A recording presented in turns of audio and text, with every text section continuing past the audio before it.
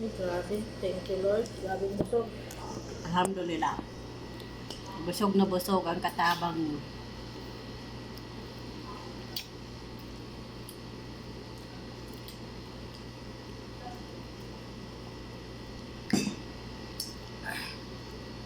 Bago nang palit yung pinapay ng tatay. One natin ito. Sarap po, dami pa oh. Dami pa mga kabunso.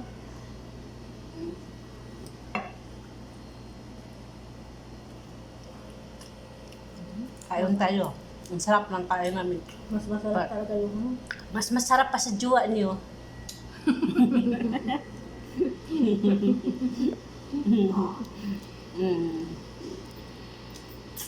Mas masarap talaga ito. Mas light. Kaya ganun. Yes mga kabunso, this is a part 2 na mga kabunso. Ang video na ito is part 2. Oh, masarap talaga to. Oh, kasi kagabi, bago mag-alas 12, nagpalibre si Mudra ng pizza. Pizza with Coca-Cola. Bait si Mudra. Tapos sabi pa niya kanina, yung nagdala ko ng pizza. La, sa German hada. Small lang daw, maliit. Anong maliit? Yan lang ba niya siya? La, kabir hada. O, siya kabir. Naubos man niya lagi. Alam mo na yung mga abnormal. Sabihin pa sa iyo, maliit. Bakit? Ano ba binili niya? Maliit, malaki? Ano bang tawag doon? Buwak.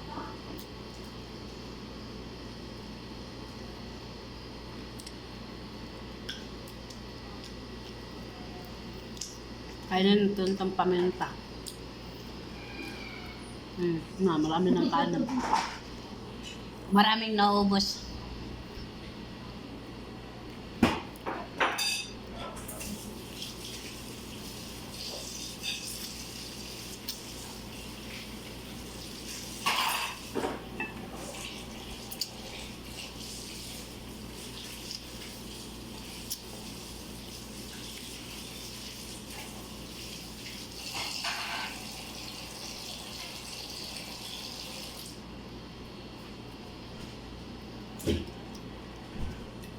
Hindi ko na ako.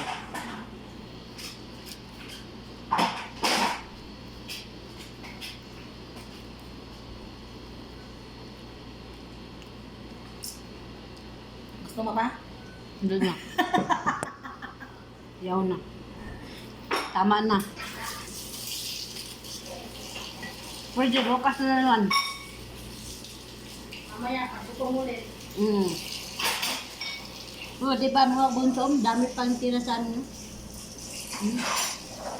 Sabi ko nga sa mga ano kanina, pag nag-out ako, kaya na kayo sa mga minatan. Hindi sa Jollibee. Wala man akong pera pa ngayon. Kaya na lang kayo sa labas. Tapos, anong sabi? So, Kinabek ng ilaw mo? hindi ko lang tanong. Burn out kasi kahapon ay kagabi. Masarap talaga pag libre. Masarap talaga mga kabunso kapag libre ang binigay. Binigay kasi ni Mudra is libre yung Coca-Cola. At merong dalawa na binili namin. Tayo kay Mudra.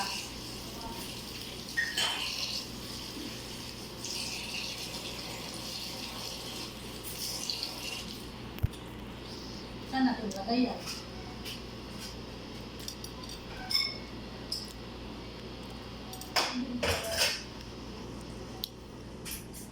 Kaya mga kabunso, nagbili si Mudra ng Coca-Cola with pizza.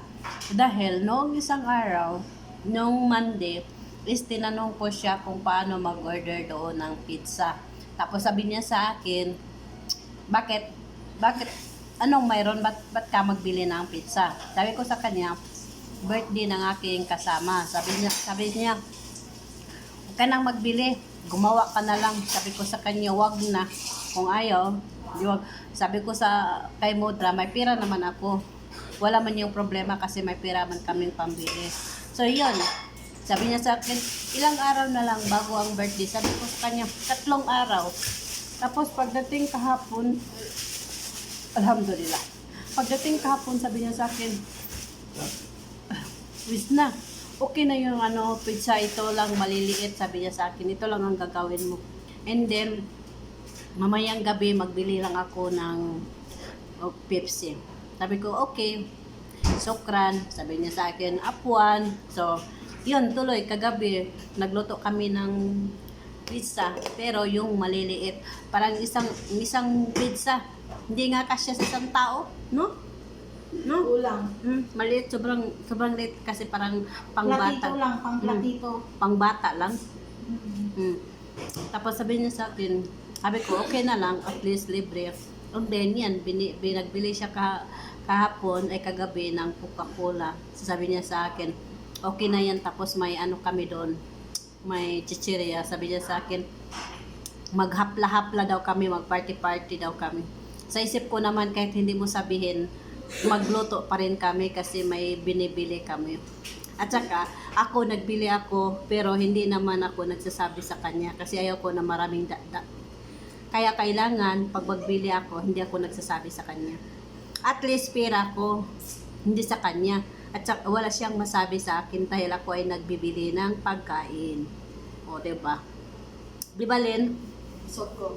Diba, nabusog ka sa niloto ko? O. Mag-jogging ka muna. Umalik na yung bill ko. Wala na. Mag-jogging ka muna. Para mawala yun ang bill mo. Dahil kami ay nagkakain pa. Tingnan mo, tinakpan na niya mga kabunso. Nang ibig sabihin ay hindi na daw ako kumakain. Babay na kasi. No, sige na, punta ka na doon. Dahil ako ay maghugas pa ng kamay. Yes, mga kabunso, ako ay maghugas pa ng kamay and then mag-inom muna ako.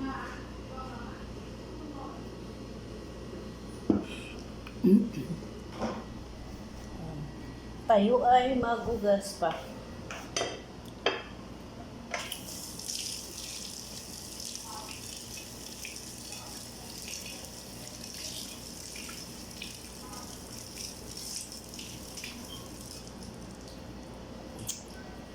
And then, meron pa kami dito rice, mga kabunso. Yan, ang rice namin, niloto namin. Kaunti lang ang nakuha. And then, ito yung chicken namin, mga kabunso, na hindi pa naubos. Sarap yan. Sobrang sarap yan dahil siya ay 7-up yung niya, sabaw. Wala kasi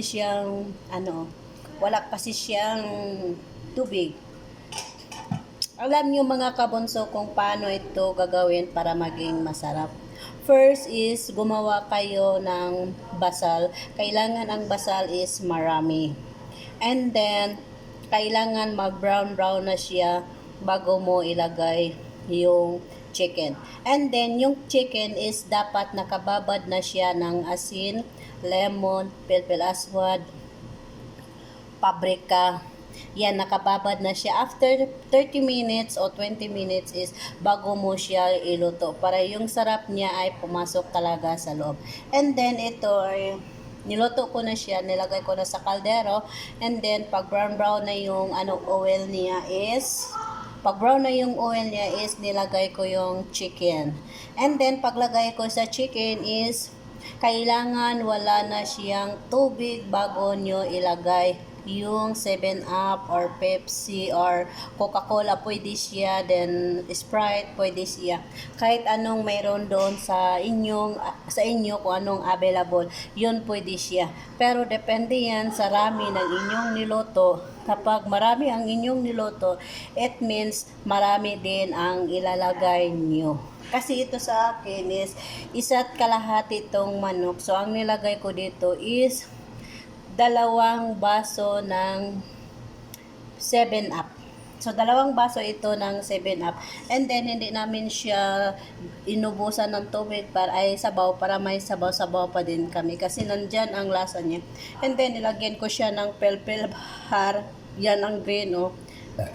And then, yung paminta na dahon. Then, meron na siyang purple aswad, pabrika. Yan ang nilalagay ko mga kabunso. Diyan nyo malalaman ang sarap ng niluto nyo kapag wala siyang tubig bago nyo lagyan ng Sprite or 7-Up. Kahit anong mayroon dyan sa bahay nyo, pwede siya. Basta wag na wag kayong maglagay kapag may tubig pa. Wag nyo muna lagyan. Dapat kailangan wala na siyang tubig. At saka, yung manok is naka-brown-brown na siya kasi di ba hinahalo-halo nyo yan. So, bago nyo lagyan siya ng bago lagyan nyo siya ng Sprite or 7-Up, wala mo na siya kahit tubig dyan sa loob, kailangan uga na siya, uga. Wala na siyang tubig, and then lagyan nyo dahan-dahan. Huwag idiretso mga kabunso, ibuhos diretso ang 7-Up or Pepsi. Huwag, dahan-dahan lang, tapos iharki hanggat umabot ng 2 baso. Pag 2 baso na mga kabunso, pag nandyan na siya sa apoy, huwag nyo itakpan ng kaldero. Wag takpan ng kaldero habang kumukulo yung chicken, yung manok. Habang kumukulo ang manok, wag yung takpan. So hayaan niyo lang siya, nakakulo siya, and then bago niyo siya lagyan ng purple heart. So, ang purple heart is yung nilagay ko is tapos malapit na siya maluto. Yan. So, ang sarap niyo, 'di ba? Ang sabaw-sabaw, may sabaw-sabaw. Ang sarap kasi yung sabaw niya, para siyang di ko maintindihan kung anong lasa niya, basta masarap siya.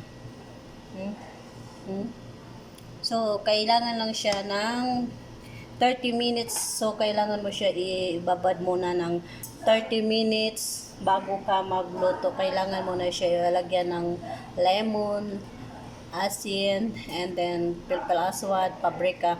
Ihalo-halo mo lang siya, tapos ilagay mo lang siya sa tabi.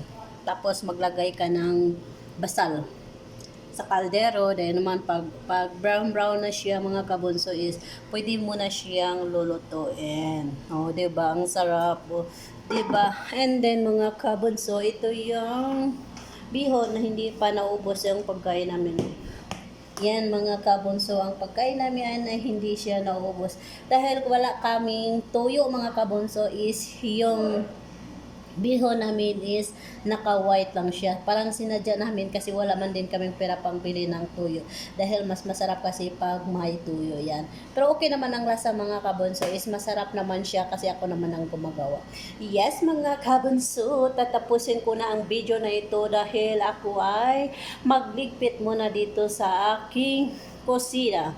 Kaya mga kabunso, ingat, God bless, and bye-bye. Yes mga kabunso, don't forget like, share, and click the notification bell for more update ng aking mga video. Kaya ingat, God bless, and bye-bye. Yes mga kabunso, sana maging success ang aking YouTube channel. Kaya ingat, God bless, and bye-bye. Yes, it's eating time. Bye-bye, ingat, bye-bye. Part 2 na to mga kabunso. This is a part 2.